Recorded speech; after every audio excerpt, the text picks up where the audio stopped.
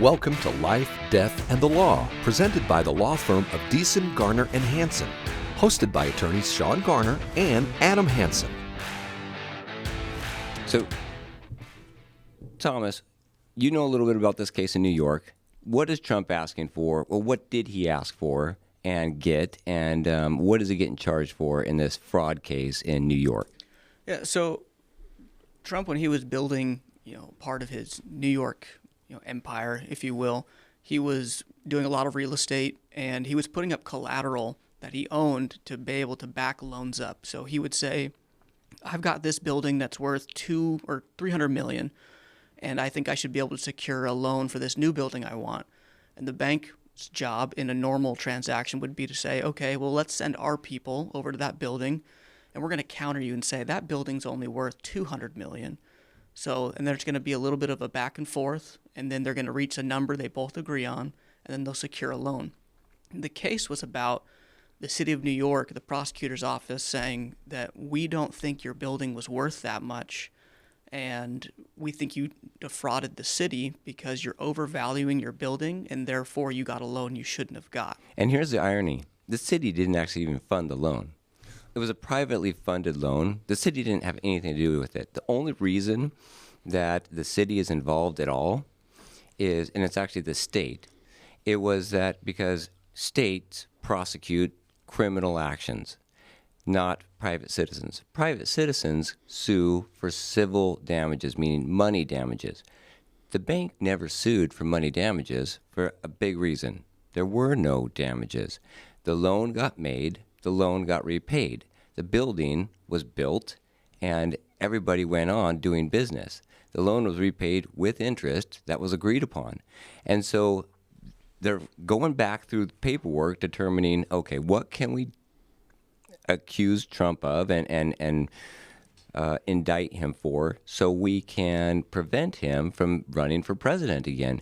There was this law that had never been applied to anybody in this situation. They applied it to Trump and convicted him for defrauding the lenders who are not even participating in this suit because it's now a criminal charge for criminal fraud.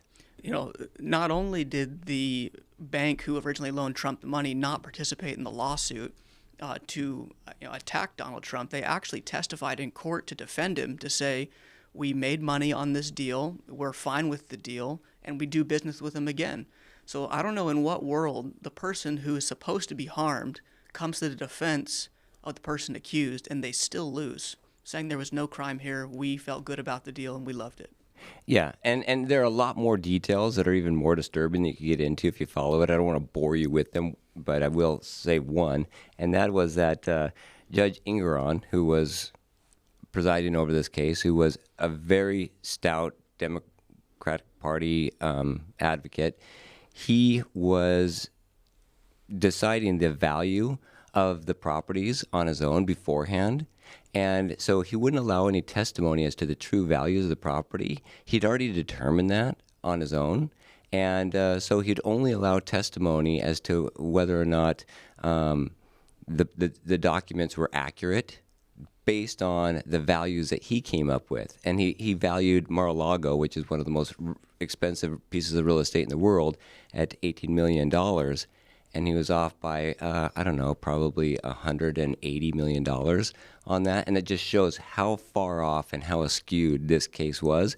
But he wouldn't allow any testimony to contradict his assertions as to what the values of the collateral that was offered up by Donald Trump to secure these loans were.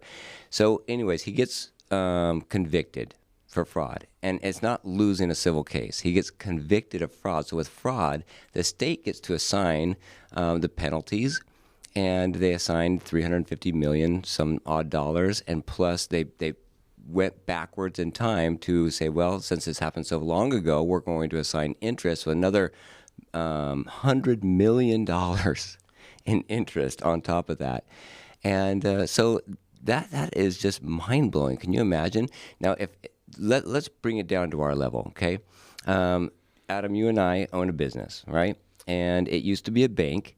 And when we were negotiating to purchase the bank says, well, we built this bank for X amount of money. And we said, well, that's great, that you did that, but we think it's worth a lot less because we're going to use it as an office building, and we don't need bulletproof glass. We don't need steel, cement, reinforced walls, and we don't need a big vault in it. We like it. We like all that stuff, but we're going to use it for an office building. So we're negotiating the value based on what we're going to use it for.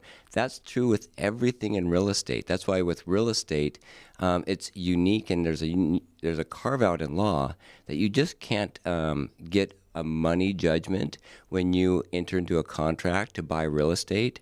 That's one of the areas where the court will actually enforce, what's the term for it? Specific performance? Specific performance? Yes, that's one case where the court will order specific performance. In most contracts, if one party doesn't perform their obligations under the contract, the court is going to award money damages.